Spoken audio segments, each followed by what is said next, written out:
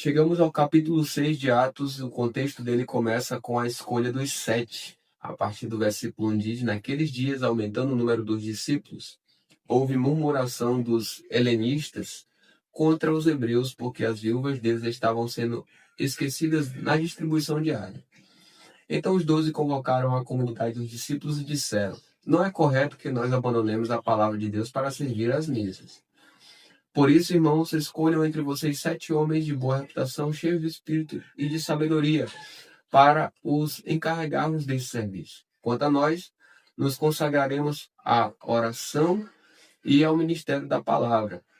O parecer agradou a todos. Então elegeram Estevão, homem cheio de fé e do Espírito Santo, Filipe, Prócolo, Nicanor, Timão, Pármenas e Nicolau, prosélito de Antioquia.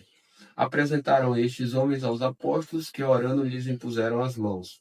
A palavra de Deus crescia e em Jerusalém o número dos discípulos aumentava. Também um grande grupo de sacerdotes obedecia à fé.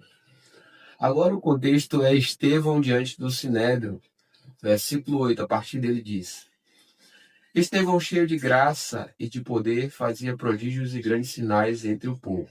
Então alguns dos que eram da sinagoga chamada dos libertos, dos sireneus, dos alexandrinos e dos da Cilícia e da província da Ásia se levantaram e discutiam com Estevão.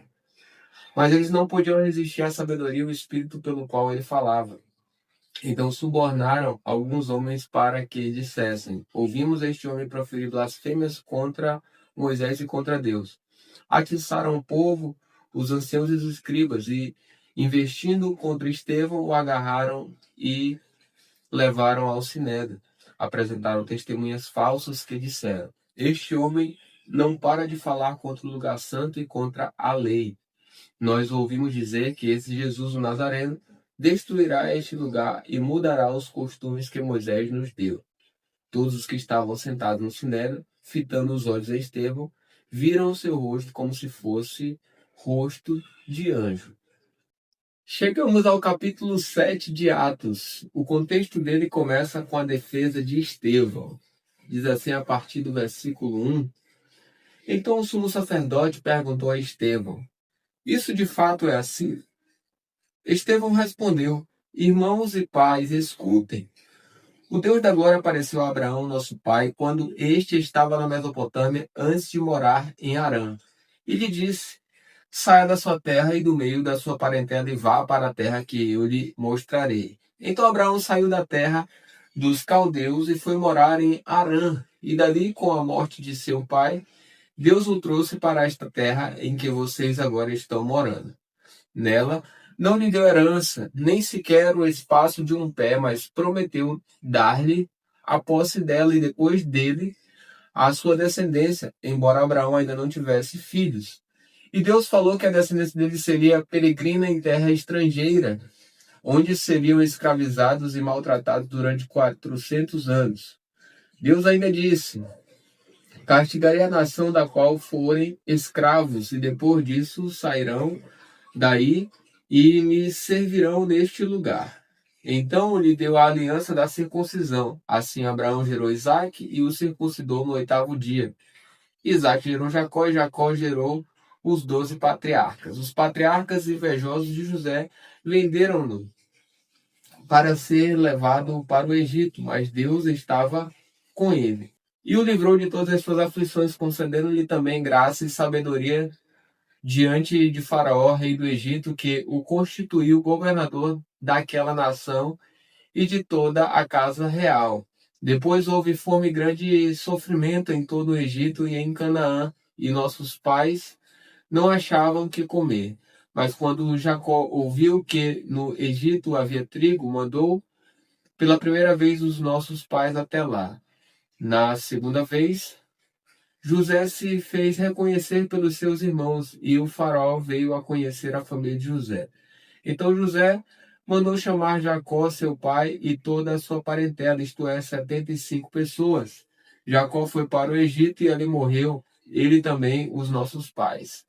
Depois eles foram transportados para Siquém e postos no túmulo que Abraão tinha comprado dos filhos de Hamor, em Siquém, pagando um certo preço. E, quando já estava próximo o tempo em que Deus cumpriria a promessa feita a Abraão, o povo cresceu e se multiplicou no Egito, até que se levantou ali outro rei que não conhecia José.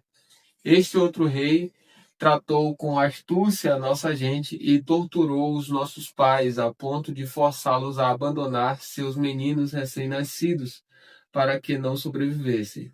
Por esse tempo nasceu Moisés, que era formoso aos olhos de Deus. Durante 3 meses ele foi mantido na casa de seu pai. Quando tiveram de abandoná-lo, a filha de Faraó o reconheceu e criou como o seu próprio filho. E Moisés foi educado em toda a ciência dos egípcios e era poderoso em palavras e obras. Quando completou 40 anos, Moisés teve a ideia de visitar os seus irmãos, os filhos de Israel. Vendo um homem ser maltratado, saiu em defesa dele e vingou o oprimido, matando o egípcio. Ora, Moisés pensava que seus irmãos entenderiam que Deus queria salvá-los por meio dele. Eles, porém, não entenderam. No dia seguinte, Moisés aproximou-se de uns que brigavam e procurou reconduzi-los à paz, dizendo: Homens, vocês são irmãos, por que estão maltratando um ao outro? Mas o que agrediu o seu próximo repeliu Moisés, dizendo: Quem colocou você como chefe e juiz sobre nós? Será que quer me matar assim como ontem matou o egípcio? Ao ouvir isto, Moisés fugiu e se tornou peregrino na terra de Midian, onde lhe nasceram 2 filhos. Passados 40 anos, apareceu-lhe no deserto do monte Sinai um anjo, por entre as chamas de uma sarça que estava queimando. Moisés ficou maravilhado diante daquela visão e, aproximando-se para contemplá-la, ouviu-se a voz do Senhor que disse: Eu sou o Deus de seus pais, o Deus de Abraão, de Isaque e de Jacó. Moisés, tremendo de medo, não ousava contemplar a sarça. Então o Senhor disse: Tire as sandálias dos pés, porque o lugar em que você está é terra santa. Certamente vi o sofrimento do meu povo no Egito. Ouvi o seu gemido e desci para libertá-lo. Venha agora, vou mandar você para o Egito. A este Moisés, a quem tinha rejeitado, dizendo: Quem colocou você como chefe e juiz? Deus enviou como chefe e libertador com a assistência do anjo que lhe apareceu na sarça. Foi Moisés quem os tirou de lá, fazendo prodígios e sinais na terra do Egito, no Mar Vermelho e no deserto durante 40 anos. Foi ainda Moisés quem disse aos filhos de Israel: Deus fará com que no meio dos irmãos de vocês se levante um profeta semelhante a mim. É este Moisés quem esteve na congregação no deserto com o anjo que lhe falava no Monte Sinai e com os nossos pais. Foi ele quem recebeu palavras vivas para nos transmitir. Nossos pais não quiseram obedecer a Moisés, mas o rejeitaram e no seu coração voltaram para o Egito, dizendo a Arão: Faça para nós deuses que vão adiante de nós, porque quanto a este Moisés que nos tirou da terra do Egito, não sabemos o que lhe aconteceu. Naqueles dias fizeram um bezerro e ofereceram sacrifício ao ídolo, alegrando-se com as obras das suas mãos. Mas Deus se afastou e os entregou à adoração das estrelas do céu, como está escrito no livro dos profetas: Ó casa de Israel, será que foi para mim que vocês oferecerão vítimas de sacrifício no deserto durante 40 anos? Não é verdade que vocês levantaram o tabernáculo de Moloque e a estrela de Renfã, o Deus de vocês, imagens que vocês fizeram para as adorar? Por isso vou mandar vocês ao exílio para além da Babilônia. O tabernáculo do testemunho estava entre nossos pais no deserto, como havia ordenado aquele que disse a Moisés que eu fizesse segundo o modelo que tinha visto. Também nossos pais, com Josué, tendo recebido o tabernáculo, levaram quando tomaram posse das nações que Deus expulsou da presença deles. Foi assim até os dias de Davi, que obteve o favor de Deus e pediu autorização para construir uma casa para o Deus de Jacó, mas foi Salomão quem lhe edificou a casa. Entretanto, o Altíssimo não habita em casas feitas por mãos humanas, como diz o profeta. O céu é o meu trono e a terra é o estrado dos meus pés. Que casa vocês edificarão para mim, diz o Senhor? Ou qual é o lugar do meu repouso? Não é fato que a minha mão fez todas estas coisas? Homens teimosos e incircuncisos de coração e de ouvidos. Vocês sempre resistem ao Espírito Santo. Vocês fazem exatamente o mesmo que fizeram os seus pais. Qual dos profetas os pais de vocês não perseguiram? Eles mataram os que anteriormente anunciavam a vinda do justo, do qual vocês agora se tornaram traidores e assassinos. Vocês que receberam a lei por ministério de anjos e não aguardaram. A partir do versículo 54, o contexto é a morte de Estevão. Ao ouvirem isto, ficaram com o coração cheio de raiva e rangiam os dentes contra ele. Mas Estevão, cheio do Espírito Santo, fitou os olhos no céu e viu a glória de Deus e Jesus que estava à direita de Deus. Então disse: Eis que vejo os céus abertos e o Filho do Homem em pé à direita de Deus. Eles, porém, gritando bem alto, taparam os ouvidos e unânimes avançaram contra ele. E, expulsando-o da cidade, o apedrejaram. As testemunhas deixaram as capas deles aos pés de um jovem chamado Saulo. E enquanto o apedrejavam, Estevão orava, dizendo: Senhor Jesus, recebe o meu espírito. Então, ajoelhando-se, gritou bem alto: Senhor, não os condenes por causa deste pecado. E, depois que ele disse isso, morreu. Agora, no capítulo 8 de Atos, o versículo 1 diz: E Saulo consentia na morte de Estevão. A continuação desse versículo vai falar sobre Saulo persegue a igreja. Diz assim: Naquele dia teve início uma grande perseguição contra a igreja em Jerusalém. Todos, exceto os apóstolos, foram dispersos pelas regiões da Judéia e da Samaria. Alguns homens piedosos sepultaram Estevão e fizeram grande lamentação por ele. Saulo, porém, queria destruir a igreja. Indo de casa em casa, arrastava homens e mulheres, lançando-os na prisão. A partir do versículo 4, o contexto é Filipe prega em Samaria. Enquanto isso, os que foram dispersos iam por toda parte pregando a palavra. Filipe foi à cidade de Samaria e anunciava Cristo ao povo dali. As multidões unânimes davam atenção às coisas que Filipe dizia, ouvindo-as e vendo os sinais que ele fazia. Pois os espíritos imundos, gritando em alta voz, saíam de muitos que estavam possuídos por eles, e muitos paralíticos e coxos foram curados, e houve grande alegria naquela cidade.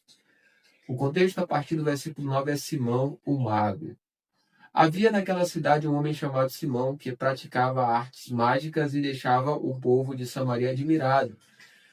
Dizia ser alguém muito importante e todos lhe davam ouvidos do menor ao maior, dizendo: Este homem é o poder de Deus chamado o grande poder.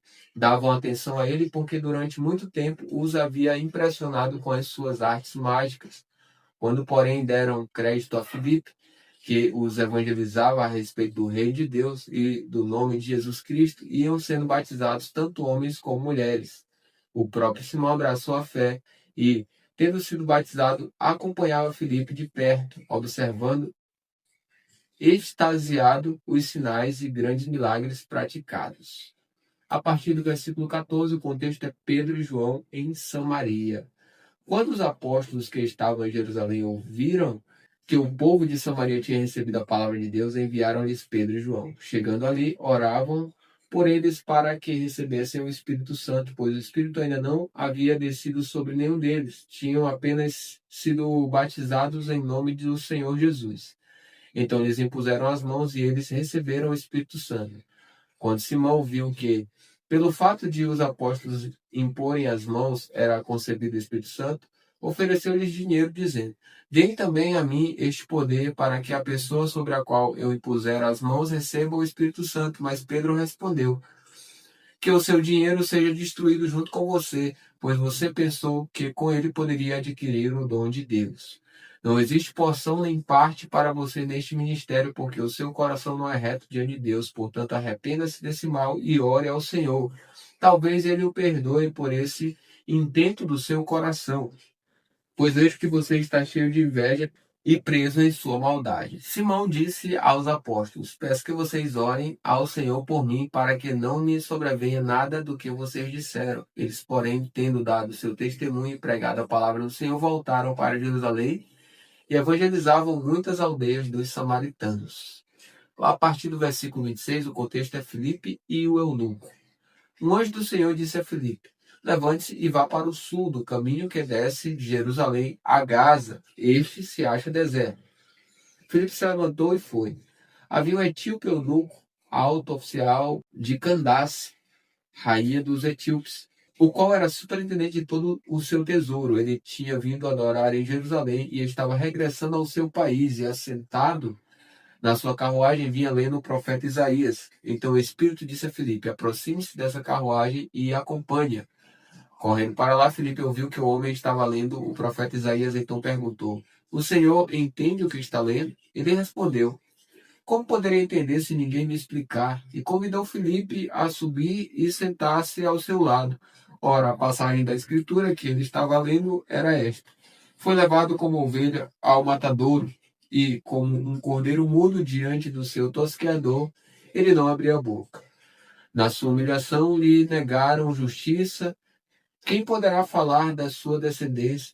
Porque a vida dele é tirada da terra. Então o eunuco disse a Filipe: peço que você me explique a quem se refere o profeta. Fala de si mesmo ou de outra pessoa? Então Filipe explicou, e começando com esta passagem da Escritura, anunciou-lhe a mensagem de Jesus. Seguindo pelo caminho, chegaram a certo lugar onde havia água. Então o eunuco disse: eis aqui a água. O que impede que eu seja batizado? Filipe respondeu: é lícito se você crê de todo o coração. Então ele disse: creio que Jesus Cristo é o Filho de Deus. Então mandou parar a carruagem, ambos desceram à água, e Filipe batizou o eunuco. Quando saíram da água, o Espírito do Senhor arrebatou Filipe, e o eunuco não o viu mais, e este foi seguindo o seu caminho cheio de alegria. Mas Filipe foi visto outra vez em Azoto, e, seguindo viagem, evangelizava todas as cidades até chegar a Cesareia. Chegamos agora ao capítulo 9 de Atos. O contexto dele começa com a conversão de Saulo.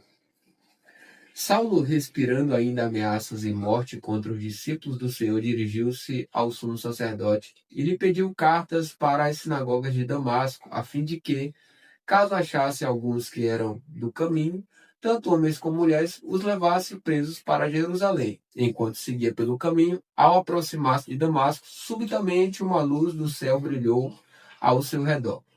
Ele caiu por terra e ouviu uma voz que lhe dizia: Saulo, Saulo, por que você me persegue? Ele perguntou: Senhor, quem é você? E a resposta foi: eu sou Jesus a quem você persegue. Mas levante-se, entre na cidade onde lhe dirão o que você deve fazer.